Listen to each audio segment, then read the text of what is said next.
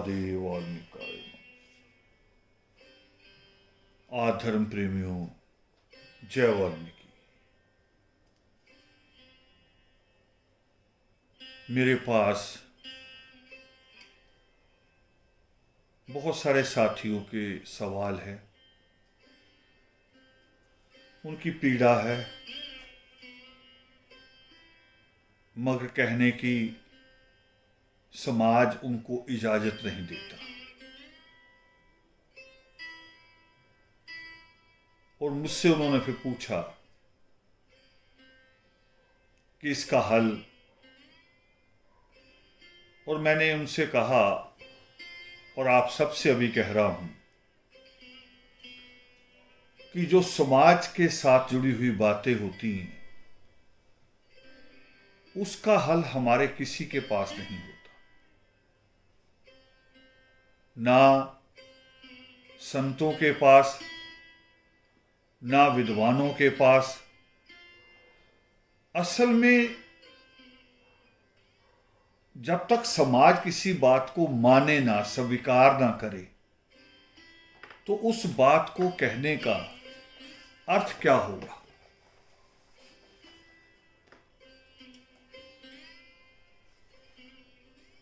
अब सवाल मेरे कहने का ना कहने का नहीं है, और जो मैं कहने जा रहा हूं ये चिंतन है आप लोगों के लिए।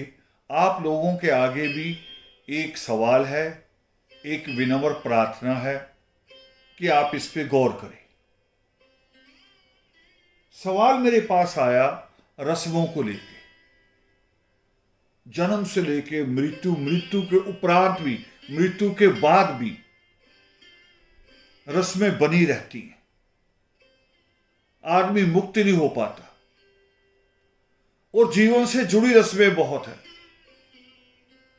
आदमी रस्मों को निभाता निभाता निभाता निभाता उसकी कमर झुकती झुकती कब्र में चले जाती है, मगर रस्में खत्म नहीं होती। तो पहली बात जो समझनी है कि जो मैंने कहा कि लोग सवाल करने से डरते हैं। डरते क्यों हैं? वो समझते कि रस्म जो है शायद ये कोई धर्म है, रस्म नहीं निभाएंगे तो धर्म के विरुद्ध चले जाएंगे, धर्म के खिलाफ चले जाएंगे और ईश्वर नाराज हो जाएंगे। बिल्कुल नहीं। सृष्टिकर्ता वाल्मीकि दयावान बहुत प्रेम पूर्वक और बहुत खुले मन से कहते हैं कि किसी खारे कुएं का पानी इसलिए मत पियो कि वो तुम्हारे बुजुर्गों का लगाया हुआ। अगर उसका पानी खारा हो गया है, तेजाबी हो गया है, उसको तुरंत त्याग दो। क्यों? क्योंकि वो तुम्हारी आने वाली नस्लों के लिए हानिकारक हो सकता है। बुजुर्गों का लगाया है इसलिए नहीं रखना, ध्यान ये रखना कि आने वाली नस्लों के लिए वो कोई नुकसान ना करे। हमारी रस्में भी तो यही हैं, बहुत सारी रस्में। मैं कई बार सोचता हूं कि रस्में बुरी नहीं थी, आदमी के लालच ने, आदमी के स्वार्थ ने रस्मों को बुरा बना दिया। तो पहली बात एक समझनी है, फिर मैं आगे बढ़ूंगा रस्मों के, कि रस्म और धर्म में फर्क है। एक धर्म तो परमेश्वर हमें कहते हैं पावन योग सिस्टम में सीखने को, शिक्षा को, पुरुषार्थ के प्रथम भाग को धर्म कहते हैं। और दूसरा जो धर्म हमें नजर आता है वो है प्रकृति। दिन का होना और कुछ घंटे बाद अंधेरा हो जाना, रात हो जानी, ये एक धर्म है। धर्म है अभी गर्मी चल रही है और गर्मी बढ़ेगी तो समुद्र का पानी उबाल खाएगा, बादल बनेगा, बरसेगा, राहत देगा, मौसम बदल जाएगा, बरसात आ जाएगी, वर्षा ऋतु, फिर सर्दी आ जाएगी। ये धर्म है। जो प्रकृति के नियम है वो धर्म है। और जो हम समझते हैं कि जन्म के बाद ये करना चाहिए, मृत्यु के ऊपर ये करना चाहिए, शादी के अवसर पर ऐसे होना चाहिए, वो हमारी रस्में हैं, धर्म नहीं है। और ये रस्में ही मानव को, इंसान से अलग करती हैं। कभी कभी हम इन रस्मों के कारण एक दूसरे से टकराते हैं। ये हमें अलग करती, दूर करती हैं। तो हम रस्मों पे जाने से पहले एक धर्म की और बात करूंगा, ताकि आपके मन का खौफ दूर हो जाए। मैंने कहा कि जो प्राकृतिक चीजें हैं, जो खुदा की खुदाई है, उस जगतेश्वर का जो जगत है, ये धर्म है। तो उसी में एक धर्म और है कि हम जन्म लेते हैं और कोई रस्म नहीं करते, रस्म करने के लायक होते भी नहीं है। हम तो किसी के हाथों में संभाले हुए होते हैं। और बल्कि मैं और पीछे जाऊं, जन्म अभी लेते भी नहीं। अभी जन्म को कुछ दिन पड़े होते हैं, रुके होते भी दिन। जन्म का अवसर पैदा होना है अभी, मगर मां के पास हमारे लिए दूध पहले आ जाता है। यह है प्रकृति, उस विश्वेश्वर का ये विधान, उसका शाश्वत नियम। कोई रस्म नहीं की, जन्म लिया और खुली हवा में सांस लिया, तो ईश्वर ने वहां सांस के लायक हवा रखी है, ऑक्सीजन रखी है।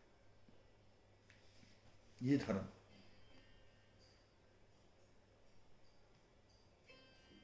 चांद समुद्र के पानी को खींचता है, ज्वार भाटा बनता है, ये धर्म है। क्योंकि उसके खींचने और छोड़ने से पानी के अंदर ऑक्सीजन जाती है, और जो समुद्र के अंदर जीव है उसको वहीं के वहीं सांस लेने में सुविधा मिलती है, उसका साधन वही है। ये धर्म है, जो प्राकृतिक नियम है। जो हम बनाते हैं वो रस्में हैं, और जिनको हम बनाते हैं उनको हम बदल क्यों नहीं सकते? क्यों नहीं बदल सकते? अब हम शुरू होते हैं रस्मों पे। रस्म हम करते हैं, जन्म होता है तो जन्म दर्ज कराना जरूरी है। नगर निगम में, पंचायत के रिकॉर्ड में जन्म हुआ, पंडित के पास दर्ज कराना जरूरी नहीं है।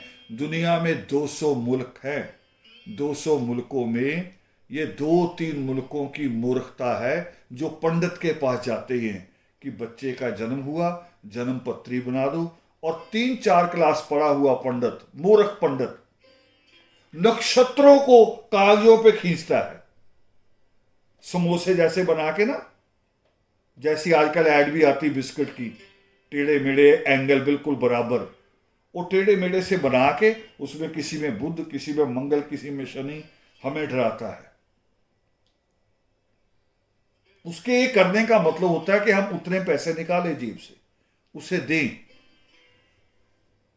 उसके पास जाते हैं। ये कोई रस्म नहीं है।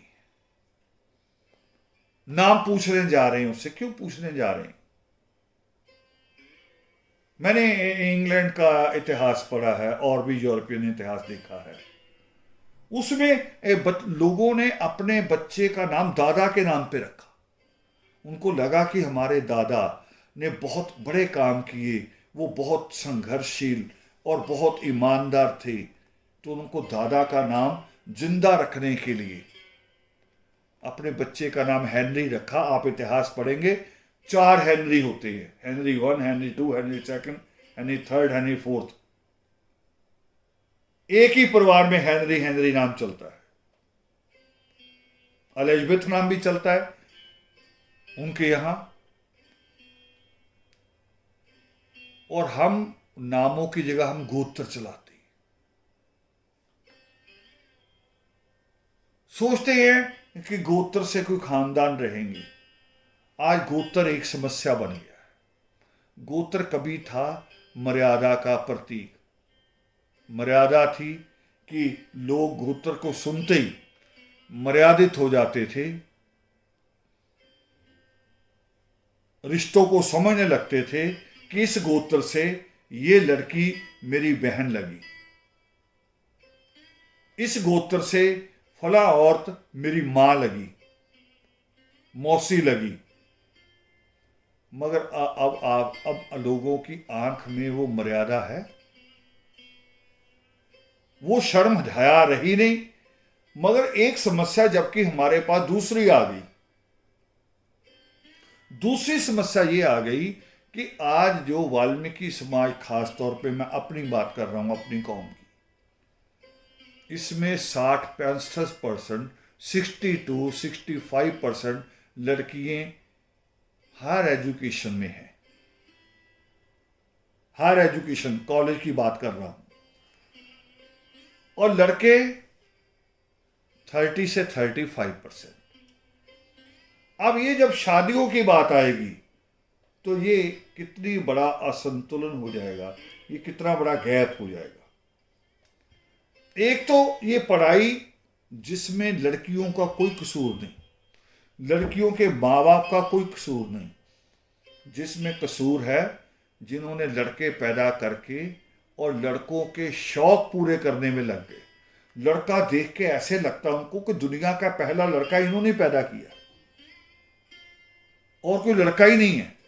और उसको हद दर्जे का बदतमीज बनने देंगे, हद दर्जे का आवारा बनने देंगे, हद दर्जे का जिद्दी बनने देंगे। और फिर वो जो कहता है मुझे नहीं पढ़ना तो सहमत हो जाते हैं। एक तो ये समस्या है कि जो लड़की पढ़ रही है, जो लड़की डिग्री ले रही है, जो लड़की प्रोफेसर बनेगी, उसका रिश्ता किससे करेंगे? जो लड़की पीसीएस आईएएस बनेगी, आईपीएस बनेगी, उसका रिश्ता किससे होगा? आवारा से, फटी पैंट वाले से, मोटरसाइकिल लेके ऊपर को बाल खड़े करके वो एक जानवर जैसा बन के जो घूम रहा उसके साथ करेंगे? वो तो जब आईपीएस लड़की की गाड़ी आएगी ना, हॉर्न देती हुई, ब्लू लाइट जलती हुई, ऐसे तो फटी पैंट वाले सारे भाग लेते। और उस वक्त हम, जबकि रिश्ते मैच करने मुश्किल हो जाएंगे, 65% के 35% के साथ रिश्ते पूरे कैसे होंगे? और उस वक्त हम 4 गोत्र की बात अगर फंसा दें तो ये कितना बड़ा अन्याय होगा लड़कियों के साथ, समाज के साथ, उस प्रकृति के साथ भी। क्योंकि उस प्रकृति को बढ़ाने का परमेश्वर ने जो साधन मां को दिया, परमेश्वर ने अपनी प्रकृति को चलाने की पूरी ताकत और दायित्व मां को दिया। मां पैदा करती है, वो जननी है। और फिर 65 और 35% के उस गैप को 4 गोत्रों को बीच में रख के कैसा पूरा करेंगे?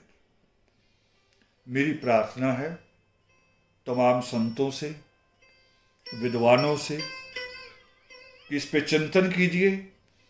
और मेरी राय तो है कि एक गोत्र, क्योंकि इस वक्त बहुत क्रिटिकल, बहुत हमारी पोजीशन, बहुत हम ऑकवर्ड पोजीशन में हैं, इस वक्त उलझे हुए हैं हम।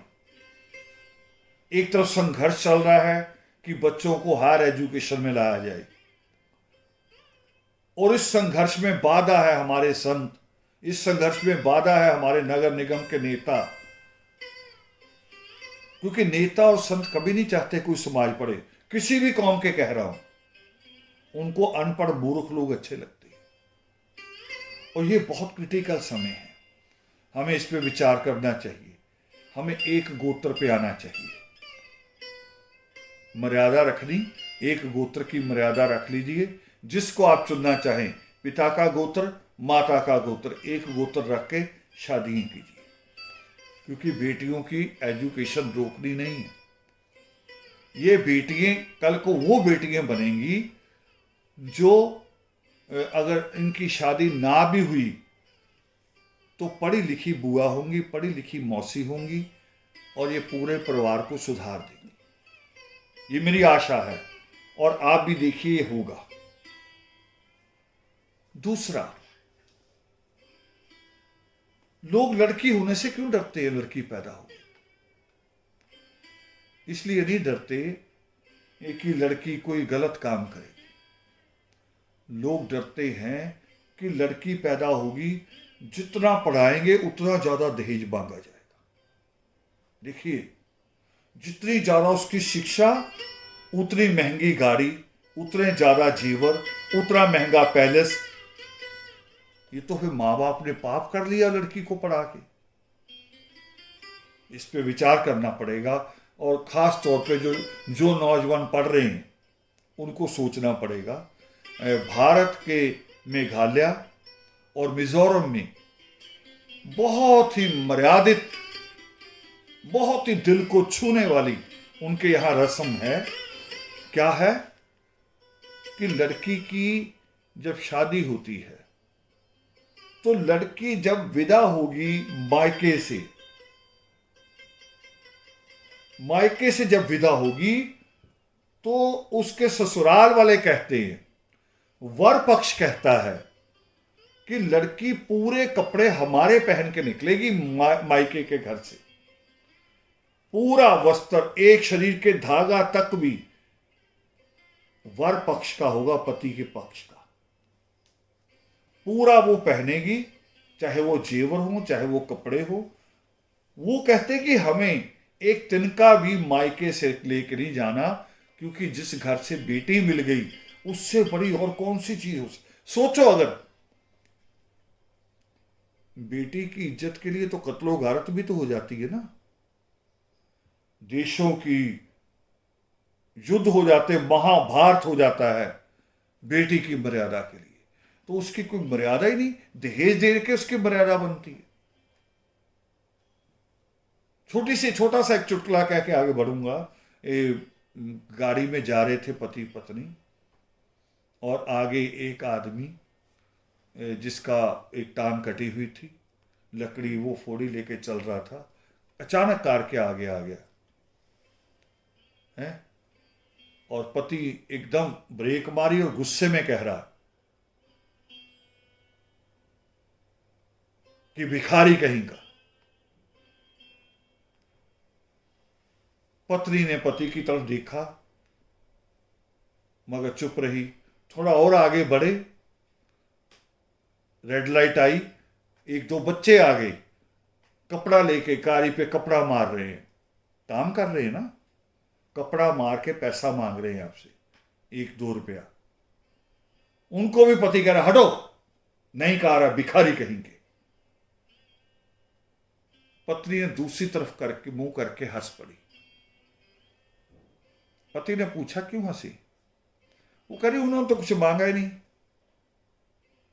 वो पहले एक अपाहिज था बेचारा, सड़क क्रॉस कर रहा था, कुछ भी नहीं मांगा। ये कार साफ करके मेहनताना मांग रहे थे, तो उनको भिखारी कह रहा है। और तुमने ये कार मेरे पिता से मांगी, बताओ भिखारी कौन?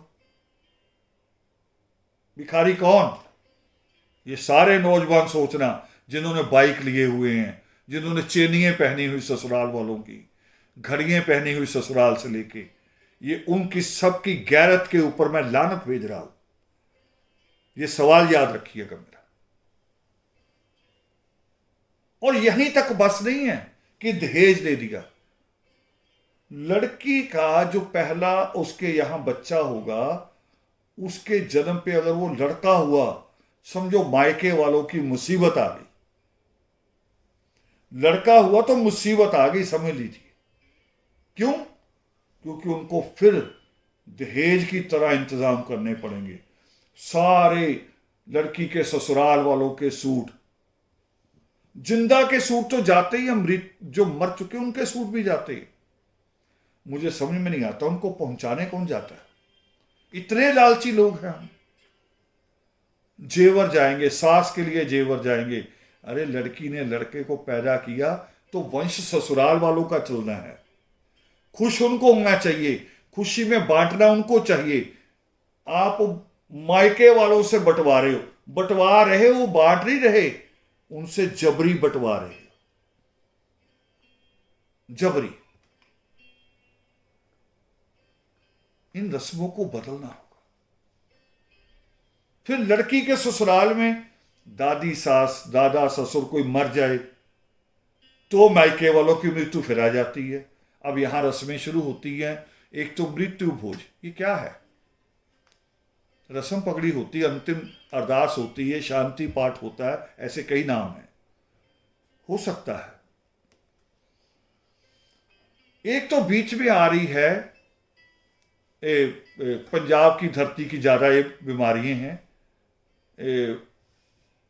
उसे कहते हैं मुड़वी मकान।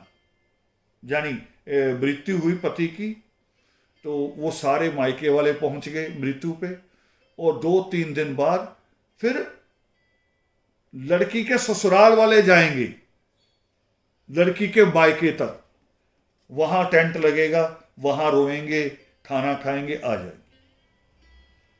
फिर उसके बाद फिर वो वापस आएंगे जहां पति का घर है, वहां 13 दिन बाद 9 दिन बाद फिर वो अंतिम अरदास होगी, पाठ होगा। पाठ भी नहीं पता क्या होगा, और पाठ सुनता भी कोई नहीं। आते हैं उनको करे आज जी खाना खा लो, आज जी खाना खा लो। खाना क्यों भाई? और कईयों के यहां तो पतीले के ढक्कन उठा उठा के रिश्तेदार देखते हैं कि इसकी मृत्यु हुई है, 4 लड़के हैं, इन्होंने क्या बनाया? क्यों बनाना क्यों जरूरी है? जिनका पिता चले गया, जिनके घर का मेंबर चले गया, उनके लिए बनाना क्यों जरूरी है? और अगर कहीं लड़की की मृत्यु हो जाए तो भी मायके वाले आएंगे, लकड़ी का खर्चा देंगे जिसमें उसका संस्कार होना अंतिम। मैंने माजा साइड, अमृतसर साइड और रस्म देखी है कि जब शमशान घाट से वापसी होगी तो वो जो खाना देना वो मायके वाले देंगे, और बढ़िया खाना देंगे, दावत जैसा, बड़ी देग बनेगी और महंगा चावल रखा जाएगा, उसमें महंगी सारी चीजें डाली जाएंगी। ये क्या है? हम इंसान लगते हैं?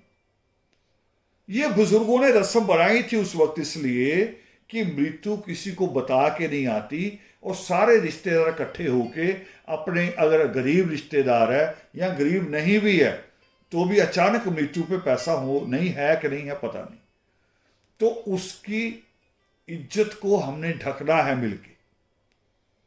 हम सारे मिलकर उसकी इज्जत को बचा ले, मिलके थोड़ा थोड़ा खर्चा कर ले।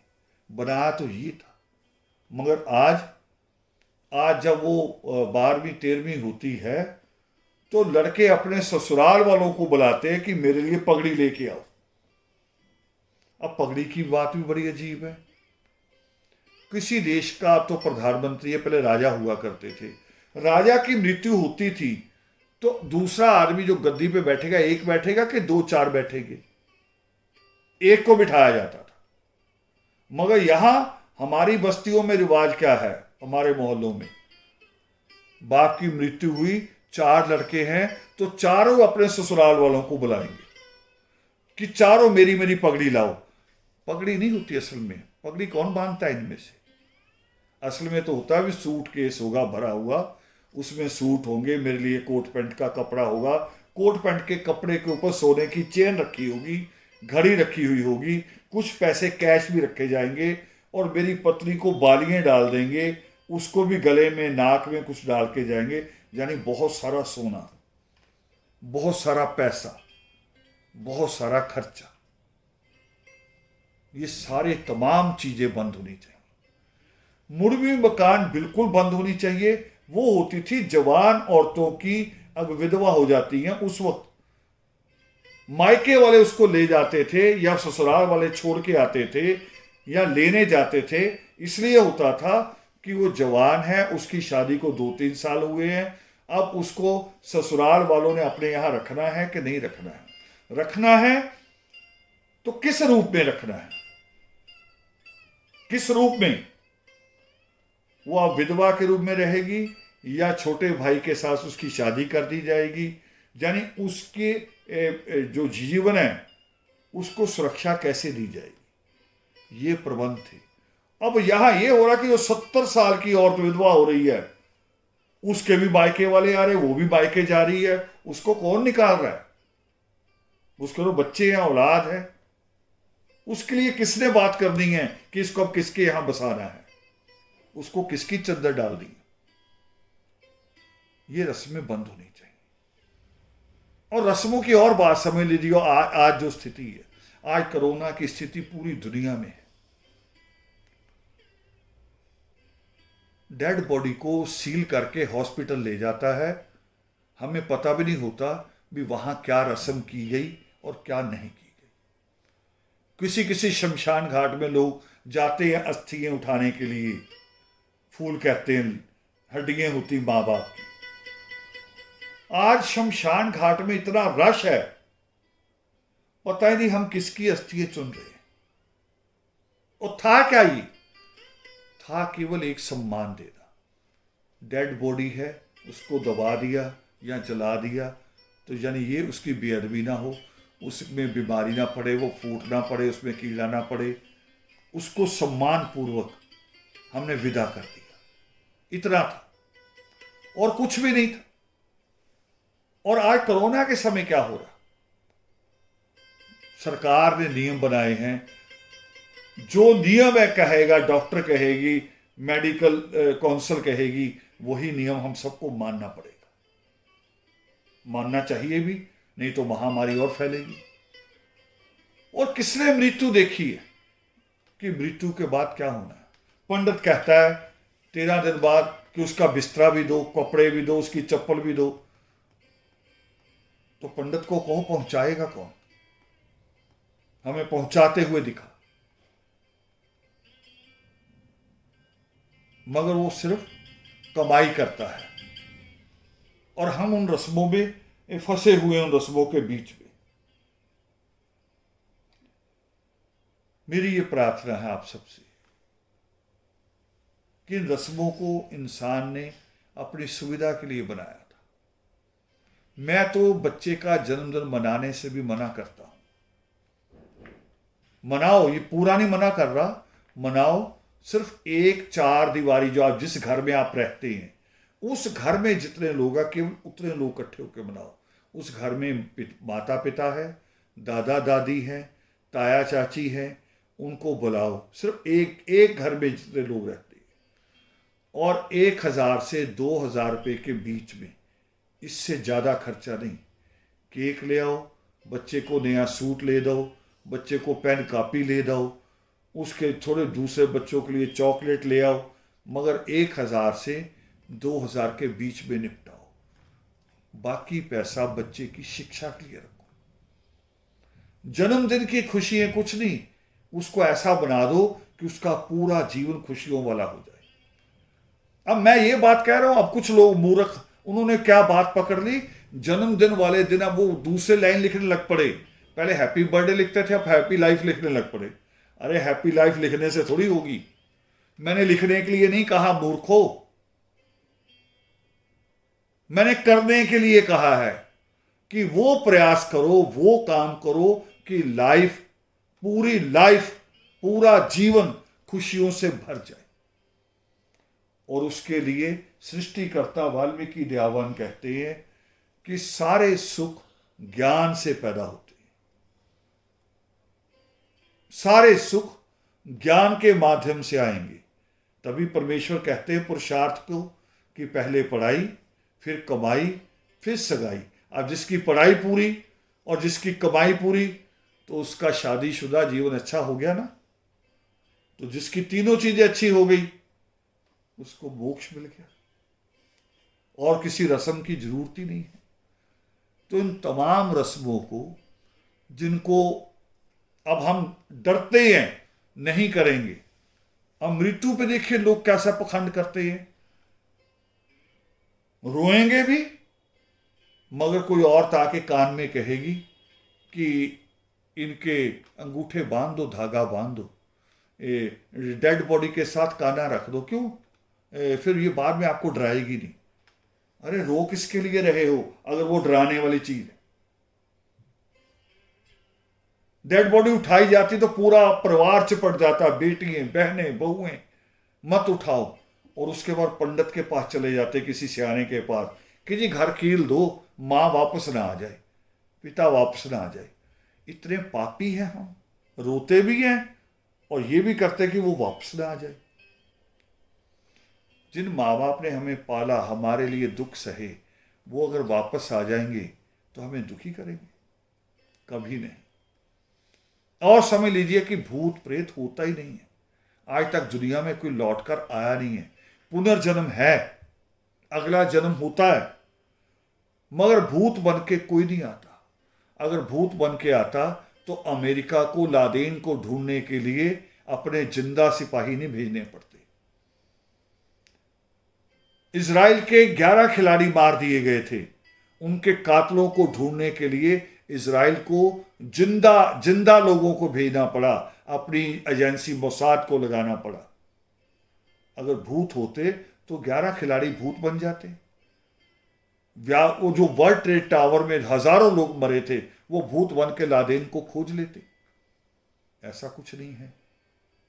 ये वहम सारे मन से निकाल दीजिए।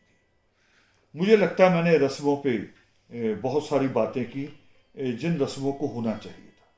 और एक बस बात कह के ख़त्म करूँगा कि ये पंडित के पखंड हैं, या दूसरी बात और होती है कि छोटी छोटी रस्में, जैसे शादी से पहले गाना, औरतों का गाना गाना, मेहंदी लगाना, तेल लगाना, ये एक तरह से मनोवैज्ञानिक चीज़ें हैं। ऐसे मृत्यु के ऊपर है कि मृत्यु के ऊपर हमने उनके ऊपर चद्दर डाली, अपना सजरा पेश किया, अकीदत पेश की अपनी, और लेकर गए वहाँ, नितरेम का पाठ किया, ईश्वर को याद किया, सच्ची प्रार्थना की।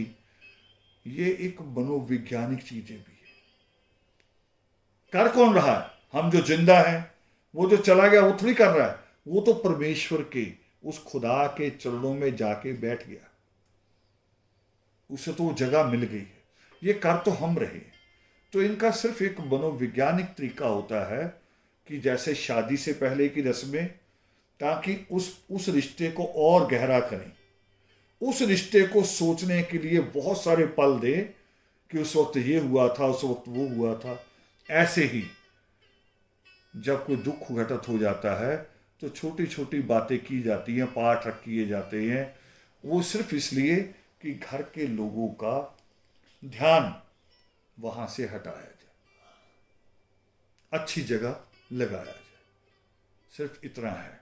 तो मेरी प्रार्थना है तमाम संतों से, विद्वानों से, सुशिक्षित लोगों से, जो सोचते हैं कि कौम शिक्षा की तरफ बढ़े, कौम इन आडंबरों से निकले, वो इन विषयों पे बैठकर सोचे।